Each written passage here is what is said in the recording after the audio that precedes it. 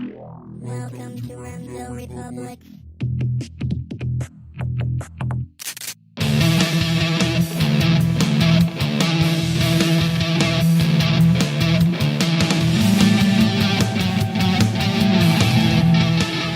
Ladies and gentlemen, welcome back to the one, the only Remso Republic podcast. I'm your host, as always, Remso W. Martinez. Go ahead and do me a quick favor. Follow me on Twitter at Remso101. That's REMSO 101. Follow me, I'll follow you back. That way we're one big, happy, giant, liberty-loving family. I am here in the Commonwealth of Virginia, the best state of the lower 49, as they say, broadcasting you coast from coast outside of the Beltway. You know, it's really funny because we've got a large East Coast audience, and then I look on the map of where everyone is listening from, and we've got California, we've got Hawaii, we've got the great state of Texas, we have people out in the Ozarks. I mean, we come to you from, you know, the swamp itself to discuss the ideas that you're not typically going to find elsewhere. What we do is we try and go ahead and discuss the topics that others might ignore because they either are afraid to talk about it, or they're just not knowledgeable enough. And the one thing that, if you've been listening to me for a while, you know, is that I love to bring on people that are smarter than me. I love to bring on people that are experts in their field, because I'm just like you. I have all these questions I want to go ahead and ask. And, you know, it's absolutely fun. This season, we've had kind of a theme going on. We want to go ahead and talk about the disruptors, whether it's cultural disruptors, creative disruptors, anyone that's finding a way to go ahead and change the culture. Sometimes it's really good. Uber's not that revolutionary if you think about it. I mean, come on, all you're doing is getting a taxi from an app, and that way you can go ahead and rate your driver and everything, and you could choose what car you bring up. That's not smart. But the fact that we've gone ahead and created something like that, it's completely changed the game. Whether it's, you know, Domino's Pizza. If you talk to the board of Domino's, they don't call themselves a pizza company. They call themselves a technology company that sells pizza. And it's such an amazing time to be alive. And this should be a renaissance of ideas. Instead, what we see is a squandering of it. We are so afraid of, you know, Orwell's 1984, people keeping knowledge away. Instead, we're turning into Aldous Huxley's Brave New World. We have so much information out there, but nobody wants to talk about it. And one of the topics that I've been wanting to talk about for a while, I've been trying to find the perfect time to discuss it, and I think now is that time, is the idea of we're reaching a point where technology and man are seeming to have a coalition, whether we wanted it to happen or not. We're seeing that merging occur. It's something that I think a lot of people are ignoring. And among certain circles growing up, especially when I was a student at Liberty University, I wanted to go ahead and discuss transhumanism. Now, it's one of those things where when you bring it up, you're going to go ahead and get one of two responses. Either I've been watching too many science fiction films, or I'm being lured by Satan. And I don't have to, you know, believe in something to want to talk about it. If I go ahead and read the Quran, does that make me a Muslim?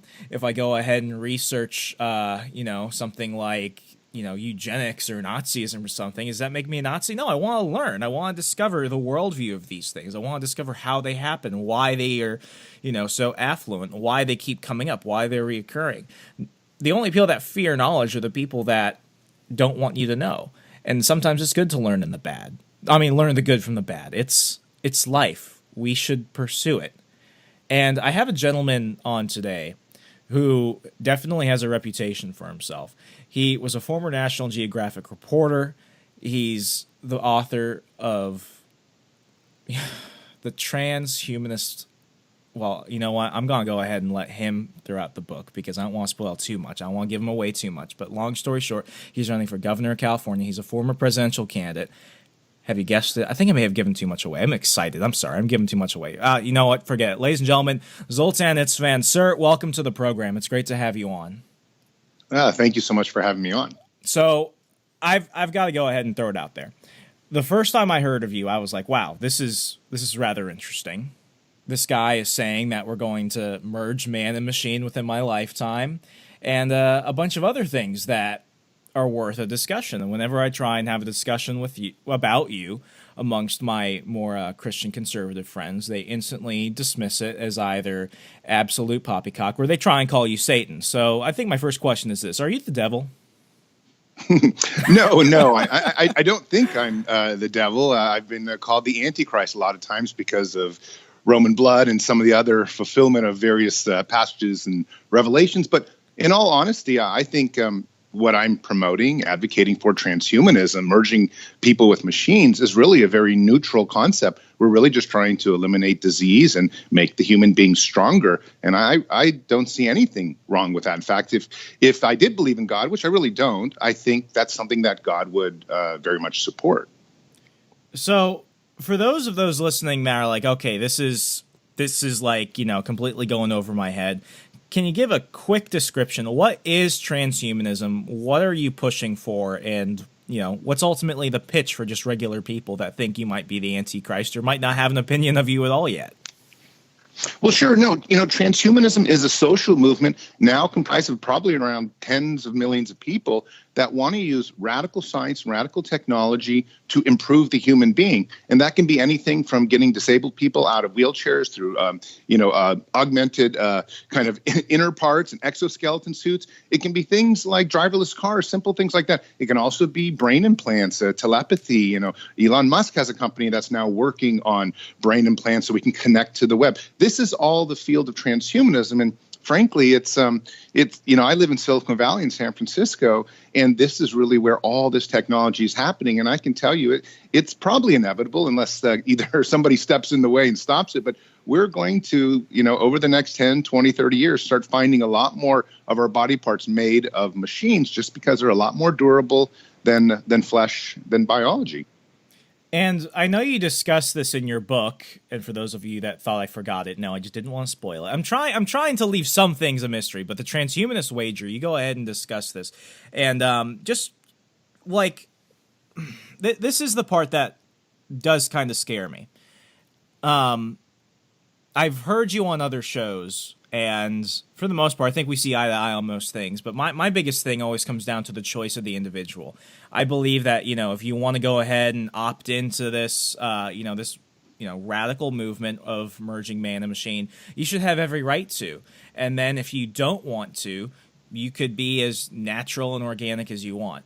But the thing that you've brought up on multiple occasions that does, it does kind of worry me is the fact that we're going to get to the point one day where you might not have that option. You brought up in a prior interview you did probably about a year ago, what's the world going to be like when you can go ahead and have genetically modified people that have a computer in their brain, they have access to all the knowledge that you'd have on like an iPhone or something, they're super athletes, they're just healthy people, and then you have the rest of us. It's going to go ahead and create a disparity. Do you see this as a movement that's going to go ahead and, have people jump in willingly because they want to see it happen? Or do you think people are going to be coerced because they'll have no other choice when it comes to, the competition that is human life? Well, coercion is a strange concept because, let's be honest, if you work on in some big giant corporation and you're not on social media, you may not be able to even get a job. It's the same thing if you don't have a car and you can't drive to work. So have you been coerced to be a part of the social media environment to better the company's benefit or to drive to work? And the answer is, well, to some extent you have, but that's also the way modern civilization moves forward. And I think transhumanism is going to be the same thing. If your neighbor is in construction like yourself, but he puts on robotic arms that can carry 10 times the weight and work more efficiently, and he gets the job and you don't, well, you're going to probably have to get those augmented limbs at some point in order to be competitive. Is that coercion? It's a fine line. Maybe it's just a matter of being competitive. And I don't see competition as being coercion. I see competition as a natural right of human beings to try to figure out, who's going to be the best and who's going to make the most money, who's going to provide best for their family. So again, it's a funny philosophical word there, but I really think that technology in itself is neutral and we make it competitive so that we can stay ahead. I definitely see where you're coming from. And I think when some people try and think of this whole thing, they go from one extreme or the other. I use a lot of movie references, and there was that one Bruce Willis film back in like 2009, I think it was called Surrogates, where essentially you'd plug into a machine and your conscious would be put into, a model type of surrogate person that, it doesn't feel pain. It's a super athlete. You could be like 20 years younger and everything. And what you begin to have is you have this division in society. You have people, on one side of this town that are still riding in horse and buggies, and they're accepting cancer and sickness and starvation, but they want to live. And then you have everyone in the other side of the city, which is a thriving metropolis, except they're living in lust. They're going ahead and they're ultra gutsy when it comes to things. They're living a life that you'd see almost in like a video game, so to speak. I think the biggest issue that I've seen from most of your critics is the issue of worldview. Would you see transhumanism as maybe the next evolution in mankind, or do you see it as something that has to at first be kind of a rival to religious institutions and the concept of spirituality? I feel like if, you move one way or another, you're going to have to dismiss one or the other. Either it's going to happen and we have to find a way to work and coexist within the two, or one's going to have to give for the other. Well, and that's really the central question of this dilemma, and I think perhaps the most important question of the modern age. I mean, you have about 6-7 billion people. The majority of the people on planet Earth are religious, believe in an afterlife. Transhumanism's number one goal is to really overcome death with radical science and technology, something that most experts think is possible within 20, 25, 30 years, either through genetic editing or multiple different, robotic organs or different types of ways of doing it. And of course, religion, especially Christianity, is very much centered on being saved through Jesus and the afterlife and that kind of idea, whereas transhumanism is promising that right now. But in all honesty, I actually think, and I think this is the way transhumanism and religion are going to grow together, is that you could also see the promise of God through the technology that he's allowed human beings to develop. Maybe, having that afterlife or being able to live forever, including loving God forever, is something that's going to happen here on Earth. But of course, it won't be on Earth because as we enter the transhumanist age, we'll be exploring other solar systems and things like that. So I don't actually see a real central conflict between religion and transhumanism. I just think both are going to have to bend to work within the culture of what's out there. And if we do that, I think, you're going to find that many conservatives, many religious people are some of the biggest technology enthusiasts out there. Exactly. And you brought up a point that's, it's intertwined with your whole reputation. The first time I ever heard of you, somebody sent me a video clip of you riding in a giant casket, to be honest. It was when you were running for president under the Transhumanist Party. And when I show that to people every once in a while, I'm like, what's your opinion? I mean, they get stumped. And it's like, wow, I want to live forever. And then I've got some people that are like, no, I need to die. It's just, I need to do it. When you tell people that you're trying to overcome death itself, what's the main response you get? Well, a lot of people say, oh, that's crazy, it's impossible, but they don't really understand the actual evolutionary kind of tract of science. I mean, through genetic editing, we will be able to someday eliminate disease. Most people die from organ failure. Well, there are numerous companies right now working on robotic organs. In fact, some people have them. Someone like Vice President Dick Cheney had a valve connected to his heart. I mean, Dick Cheney is Darth Vader. I mean, let's just get that out there. No, but the point is that it doesn't matter how, who you are, even poor or rich. A lot of people already have various forms of technology in their body that are now allowing them to live longer and better. But this is about to hit a J curve as the microprocessor gets faster and faster, which is kind of the essence of it all technology.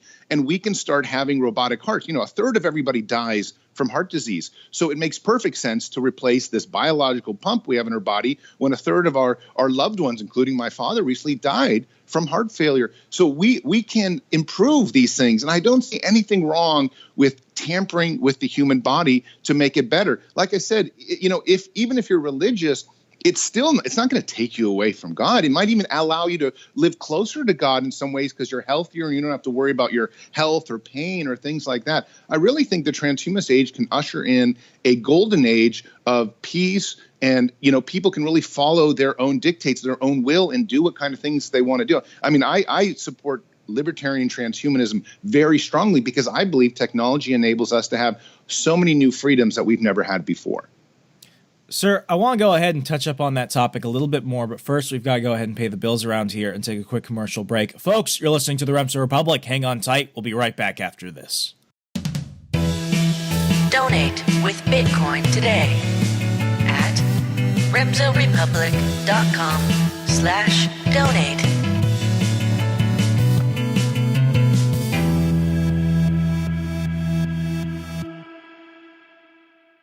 Join the Remso Republic on Patreon today. Hey, that's really good. Take the show on the go by subscribing to the Remso Republic on iTunes, SoundCloud, Stitcher, TuneIn, Google Play, and YouTube. Don't be left out.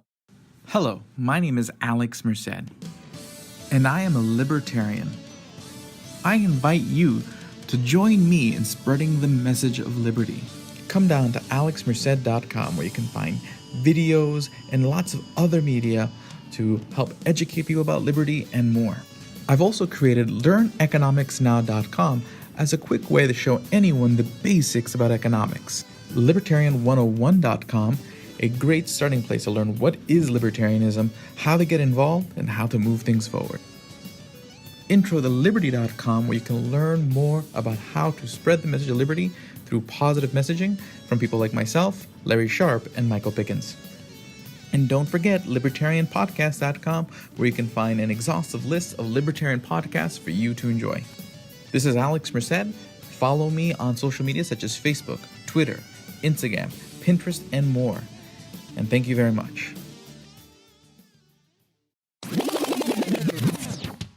Hey guys, Tim Preuss here, and I wanted to take a minute and invite you to stop over to PreussPodcast.com and give our show a listen. We've got in-depth commentary on the issues that matter to you. These hookers, fucking whores, are out there. These hookers, man, I tell you.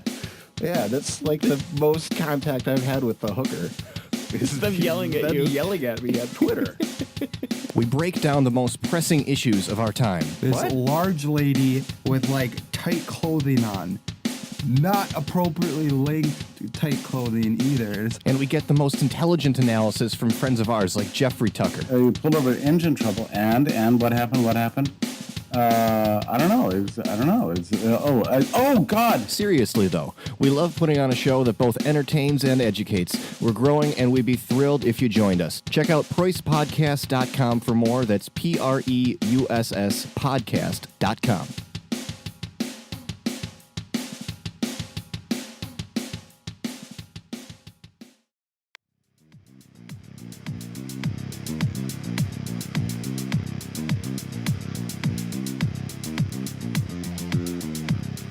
All right, everyone, welcome back. We're going to go ahead and continue our conversation from earlier.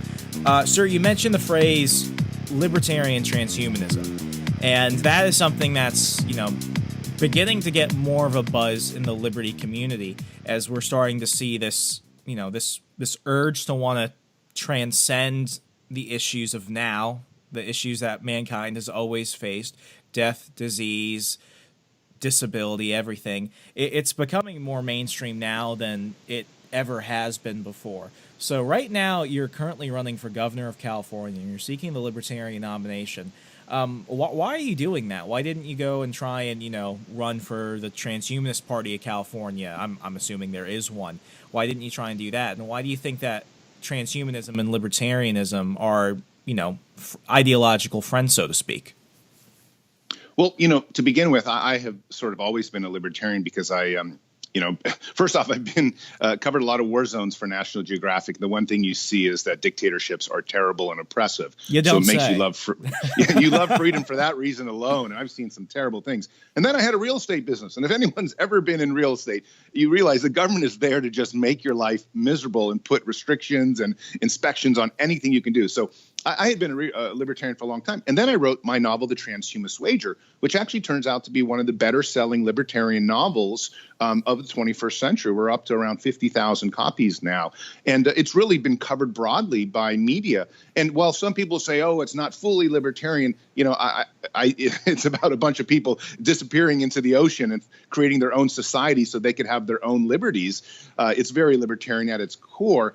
And I think ultimately, these things led me to want to be a part of the Libertarian Party. Now, I ran for the presidency under the Transhumanist Party because that was kind of like, I was trying to see what was happening. And of course, I wasn't going to win the nomination against Gary Johnson anyways. So it made sense to try to push science and technology forward for a small political party. But they don't have the infrastructure that the Libertarian Party does. So now for California, it's like I walk in and all of a sudden there are, 500,000 people in California voted for Gary Johnson, the presidential campaign.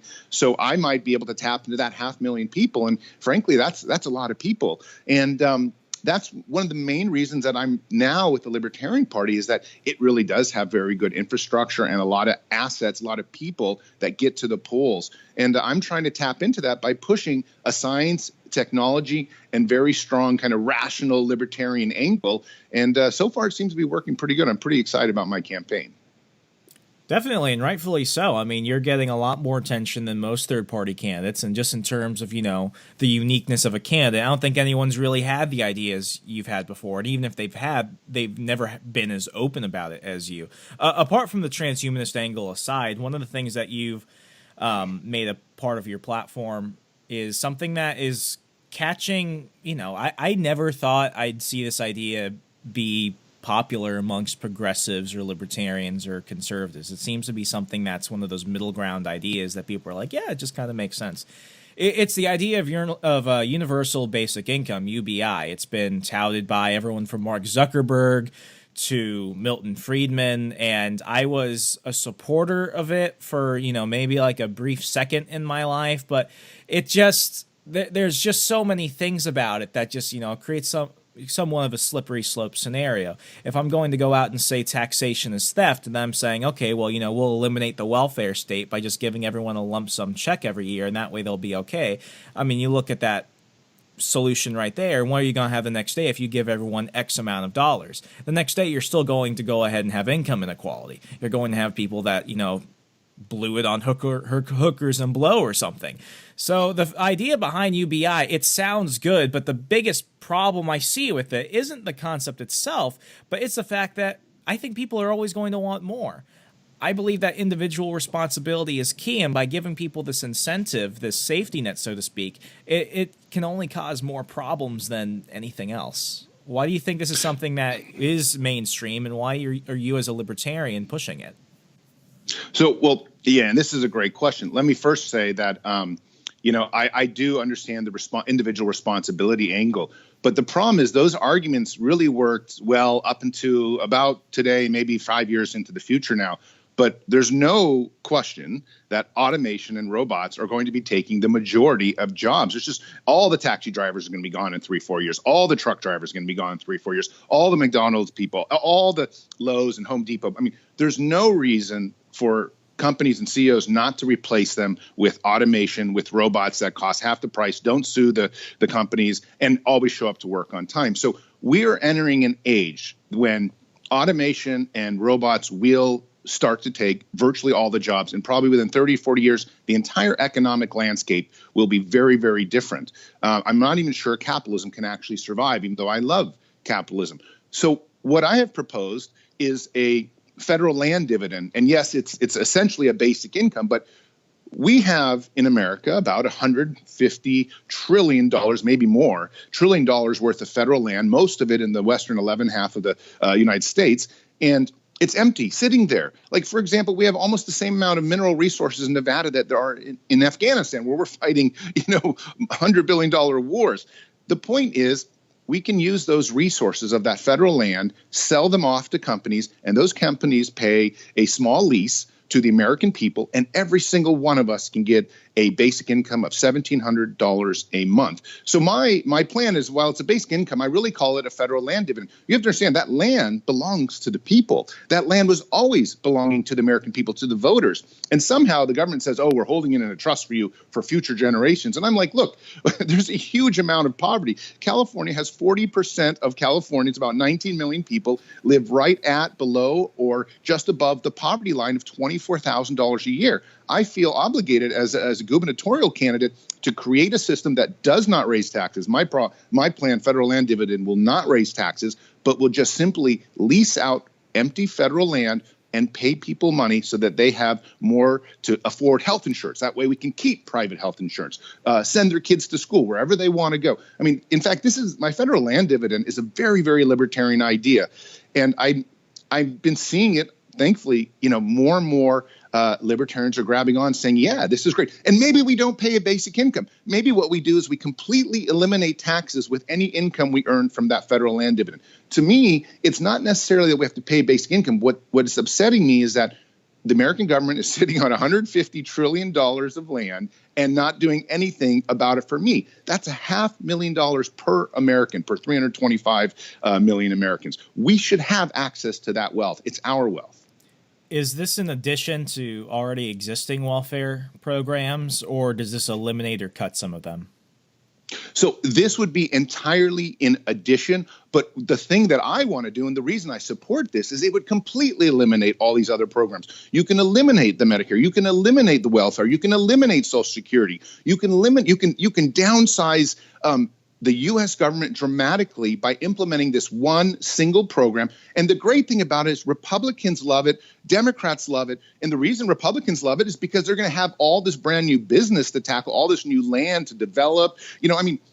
California is sitting on about $3 to $5 trillion of coastal land that's untouched because the environmentalists don't want to touch it. And the Coastal Commission makes sure that no one can develop it. Whereas this could be feeding those people in poverty. And the Democrats are going to love it because it gives essentially, it takes people out of poverty by giving them a real income. I mean, the income we're proposing is literally going to eliminate the lower class entirely. There's going to be no one in poverty anymore. So it's a program that I think in Congress can actually pass. And that's why I think, the federal land dividend has been getting a lot of attention.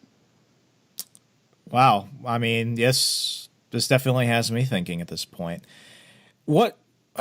I've got to let you go in a minute, but I've got to ask, what's the biggest thing you want out of this campaign, other than being, eventually governor of California? What's the biggest take-home message you want people to consider and maybe start implementing in their lives? Oh, well, sure. I've said this very openly. Unfortunately, we live in a very Democratic state in California. There's really no chance of me winning the governorship. But what I am doing and planning on doing is running for the 2020 presidential nomination of the Libertarian Party. And really, this gubernatorial run is to introduce a lot of Californians and a lot of people internationally, because, luckily my gubernatorial campaign is getting a huge amount of attention. 2 weeks ago, I was in Dubai speaking at the World Economic Forum. In January, I'm meeting the president of Chile as a libertarian futurist and talking with her about things and speaking from the Senate. And then later, I'm also speaking behind the vice president of the European Union in Denmark in June. So the attention towards libertarian transhumanism and libertarian futurism is really gaining hold. And so what I'm trying to use is my gubernatorial campaign to essentially get a big push to my 2020 presidential run for the Libertarian Party. And the reason I say that, I know everyone's like, oh, don't discount yourself for the gubernatorial run, but you have to understand California is such a blue state. It's basically the People's Republic of California. Yes. So I don't try to pretend to people that there's a chance, anyone can win here. It's just not the way the cards are set out. But I do believe that I have a strong shot at the nomination for the Libertarian Party, and then I could bring some of these new ideas into the Libertarian Party, which I think could really give it a shot in the arm and boost its popularity, its community, its message, and hopefully the entire liberty movement. Well, sir, you've got a giant challenge ahead of you, but you seem to have something that's bringing many, many new allies and peers along with you. So if people want to learn more about your campaign, discover transhumanism, support you, everything else, how could they do so? Sure. You can go to my website, zoltanistvan.com. And if you want to read my, libertarian novel about futurists, it's The Transhumanist Wager. You can find it on Amazon. And of course, I'm on Facebook and Twitter and all the other things. So yeah, please follow my campaign. We have a lot of fun stuff going on, protests and speeches and things like that. So it's always something interesting happening in my world right now. Outstanding. Zoltan, thank you so much for taking the time out of your busy schedule to come talk to us. Greatly appreciate it. Best of luck. Thank you so much for having me. Folks, that's about it. Go ahead and do me a favor. Go ahead and leave me a 5-star rating and review on iTunes. Helps us trend. We were number 25 in the nation.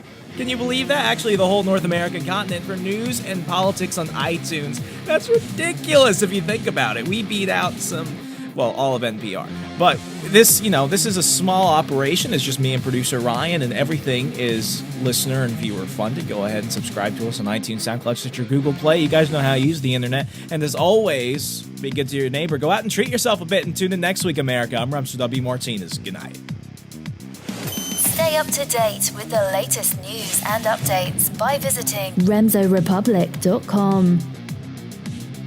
Hey, this is Lloyd Bailey, the Armed Lutheran, host of the Armed Lutheran Radio Podcast, reminding you that the podcast you're listening to is a proud member of the Self-Defense Radio Network. Check out all the great content at selfdefenseradio.net.